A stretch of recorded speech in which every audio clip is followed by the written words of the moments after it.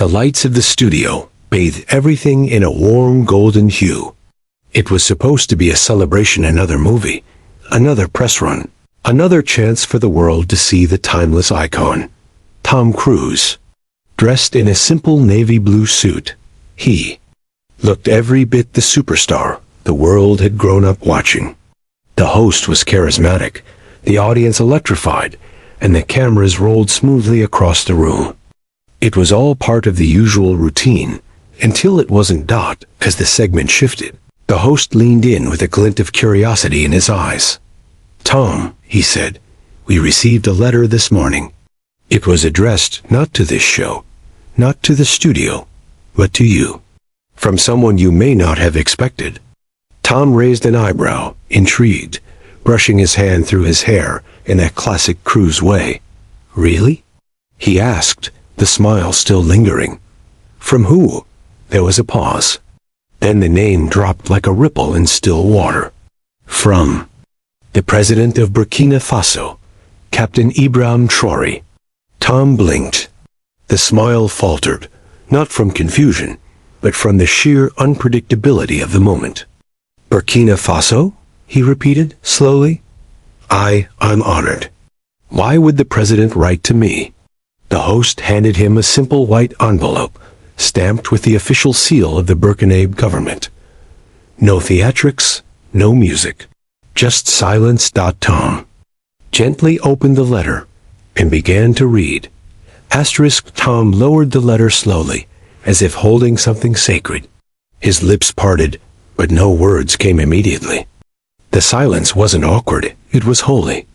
His eyes, now glassy with tears he didn't try to hide, scanned the room and then found the camera. "I've done a lot of things in my life," he said finally. "Jumped out of planes, hung off skyscrapers, fought villains, saved the world on screen. But nothing I've ever read has made me feel so small and so inspired." He paused again. "That letter wasn't just written to me. That was for all of us. Every artist, every dreamer, every leader, every human being who still thinks of Africa as a continent of need instead of a continent of strength." He stood up, the letter still in hand. "I want to say this publicly. President Traoré, if you are watching, thank you. You are not alone. And from this day forward, I will do my part to make sure your voice and the voice of Burkina Faso is heard." The audience, once hesitant, erupted not in the usual applause, but in something deeper, reverence. The kind of respect born from humility. The kind of applause given not for performance, but for truth. That night, the clip went viral. Not because Tom Cruise was emotional, but because the world was reminded that behind every story of success, there are millions of untold stories of struggle.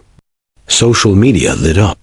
From California to Cape Town, from Tokyo to Timbuktu, people were sharing the letter, translating it, discussing it. Youth in Ghana created murals of Traoré's words. Celebrities in France and Brazil quoted the letter in interviews. University students in Germany held panels on African sovereignty. Even in Hollywood, producers began talking not about casting the next hero, but about telling stories where the real heroes worked from New York or London, but from Bamako, Bobo Dioulasso, and beyond. And Tom?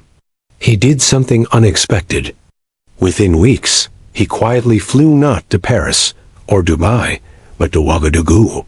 No press, no entourage. Just a man walking through markets, speaking to farmers, visiting schools, meeting Traoré face to face, not as a star, but as a student of truth. That visit changed him. In interviews afterward, he no longer just spoke of stunts or franchises. He spoke of legacy, of what kind of world we're building, of how fame must serve something higher. He started supporting youth-led African film collectives. He funded solar projects in rural villages.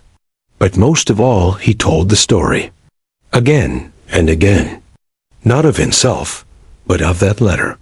And so, A simple gesture, a piece of paper. A few handwritten words from the heart of West Africa became a spark. A spark that lit up one man, then a room dot, then the world dot. And in that, perhaps, lies the real magic. Not the magic of movies, but the magic of truth. The kind of truth that crosses oceans. The kind that turns a star into a servant.